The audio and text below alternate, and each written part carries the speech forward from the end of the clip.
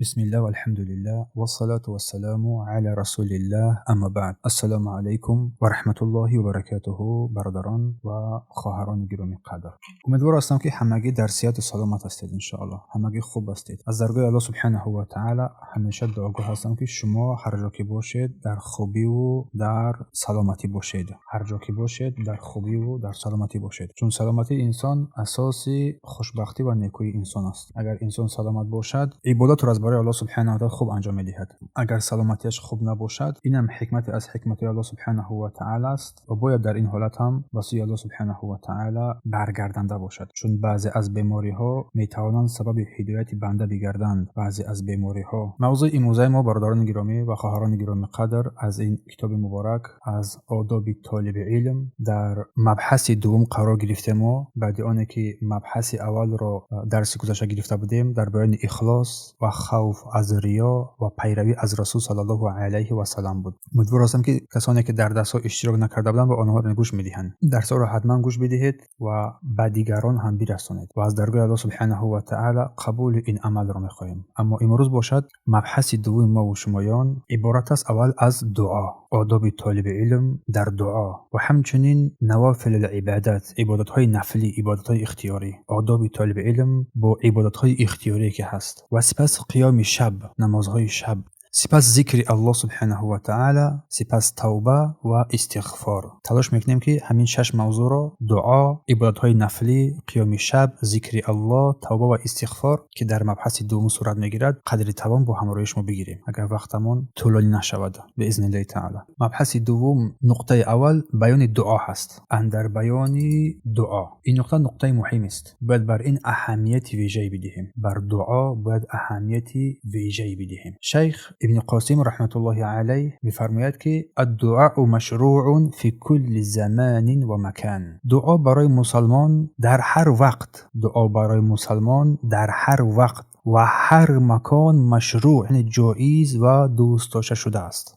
و یشرع للمسلم ان یدعو ربه بكل شیء. و بر مسلمان جایز است و نیکو و مستحب است که الله خود را در هر چیز بخواند، در هر چیز به سوی پروردگار دعا نماید تا آندمی که در آن دعایش گناه نباشد، به مثل قطع صله رحم، خشتباری. و می‌فرماید که و من ادعیه التي یستحب للمسلم اکثار منها. و از دعاهایی که برای مسلمان مستحب است بسیار دعا کردن که یک چند نقطه های رو برای ما بیان می‌نماید حاضر. اولا می‌فرماید سؤال الله بالاخلاص. نقطه اولی که شیخ در باب دعا می‌پردازد می‌فرماید دعا برای درخواست اخلاص.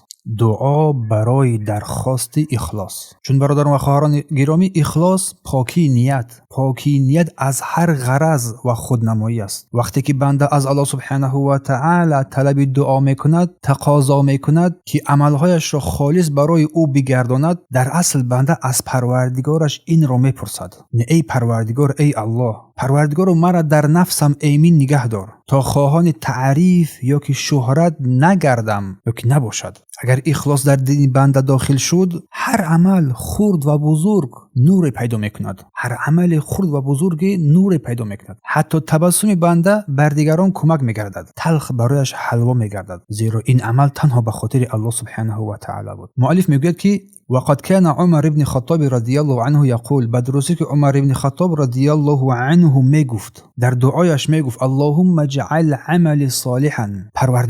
پروردگارا عمل مرا صالح بگردان. عمر ابن خطاب: واجعله لوجهك خالصا. پروردگارا این عمل مرا به خاطر رضای خود خالص بگردان. ولا تجعل لاحد فيه شیئا. پروردگارا در این دعای من برای هیچ کس جای قرار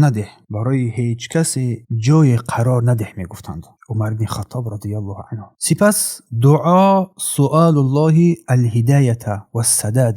دعا کردن، درخواست هدایت و استواری در این راه را داشتن. از الله طلب کردن. رسول الله صلی الله علیه و سلم به علی ابن ابی طالب رضی الله عنه تعلیم دادن و فرمودند: قل، بگو ای علی، اللهم اهدنی و سددنی. پروردگارا ای علی بگو این دعا را بگو. ای الله پروردگارا مرا هدایت کن، مرا هدایت کن و ما را ثابت قدم بگردان، مرا هدایت کن و ما را ثابت قدم گردان و سددنی واذکر بالهدى هدایتک الطریقه و بیادم انداز، بیادم بیار هدایت راه را، هدایت راه را پروردگار را بیادم بیار. السداد سدد السهم، چگونه ای که رسیدن بر مقصدها چون تیر از کمان میبرد بر مقصد میرسد، انا همین گونه مقصدهای ما را نیکو بگردان و برسان. در روایت مسلم. سپس مؤلف میگوید که الدعاء بالعلم النافع والعمل الصالح. نقطه سوم از نقطه ها در طلب دعا بر علم و عمل صالح،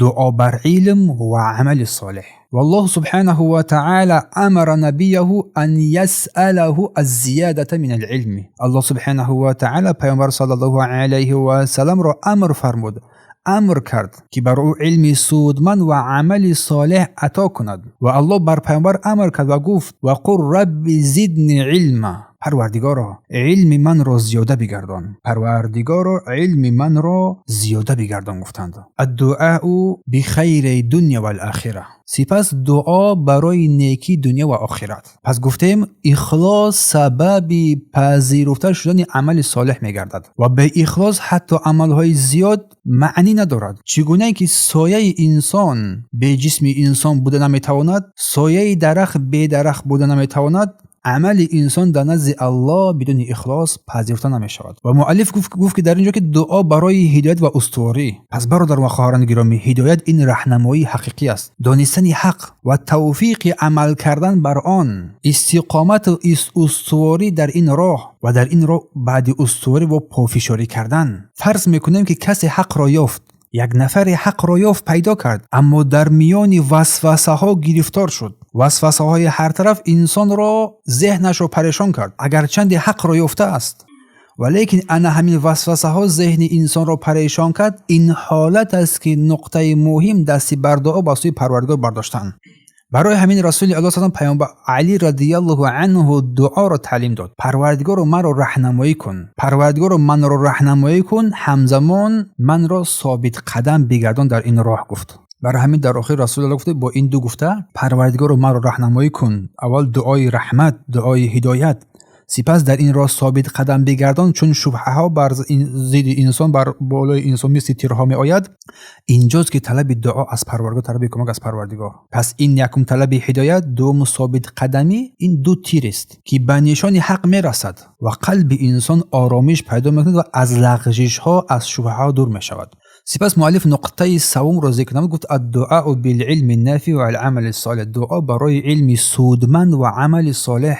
چون علم زیاد است، علما زیاد هستند، عمل زیاد است، ولیکن علم سودمند و عمل صالح چی بسا کم است. علمی که بر صاحبش منفعت میبخشد و دیگران را منفعت میدهد، عملی که سبب نجات انسان میگردد، این گونه چیز خوب باید طلب کرد. پس علم انسان و عمل انسان هنگام سودمند میگردد که اخلاص از برای الله این را انجام بدهد، طلب هدایت از برای خود و دیگران. برای همین الله با سوی پیامبر چی امر کرد؟ رب زدنی علم، پروردگار علم من را زیاده بگردان. پس هر کسی که در بیان طلب حقیقت تلاش میکند، الله سبحانه و تعالی راه را برای وی میکشاید. ولی که در اینجا شبهه ها پیدا میشد که این شبهه ها را با دعا و صمیمیت و همچنین ثابت قدمی انسان از خود دور میکند. با اهل صالح بودن، پس اخلاص مثل یک چراغ است که هر جا باشد برای خود روشنی میدهد، به مردم فایده میرساند. مثل یک درخت است که ریشه‌اش در زمین مستحکم میگردد و شاخه‌هاش به آسمان میرسد، هم سایگی میدهد، هم میوه شیرین خوب و خوش دارد. سپس مؤلف در اینجا نقطه چهارم را بیان مینماید: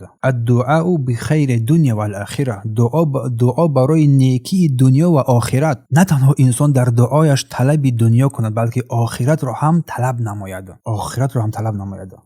قال انس رضی الله عنه، انس ابن مالک میفرماید گفتند کان اکثر دعای نبی، از بیشترین دعاهای رسول الله صلی الله علیه و سلم این بود: اللهم ربنا آتنا فی الدنیا حسنه و فی الاخره حسنه و قنا عذاب النار.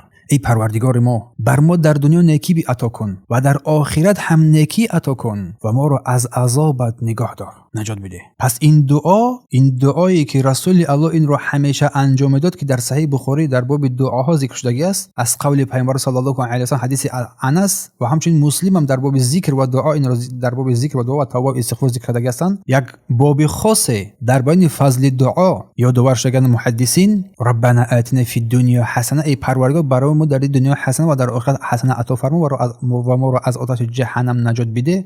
یک جمله است، هم سلامتی است، هم رزق است، هم علم است، هم اخلاق است، هم ایمان است، هم آرامش است، هم رحمت است و هم نجات در روز آخرت است. یک دعا. برای همین دائم تاکید می‌نماییم که از دعاهای قرآنی از خود نمایید. دعاهایی که رسول الله تعلیم داده هستند آنها را از خود نمایید. کم هستند که فایدهش منفعتش بیشتر است. بر این یک دعای کوچک هم جهان را آباد می‌کنی، هم آخرت را. هم آبادی جهان، هم آخرت.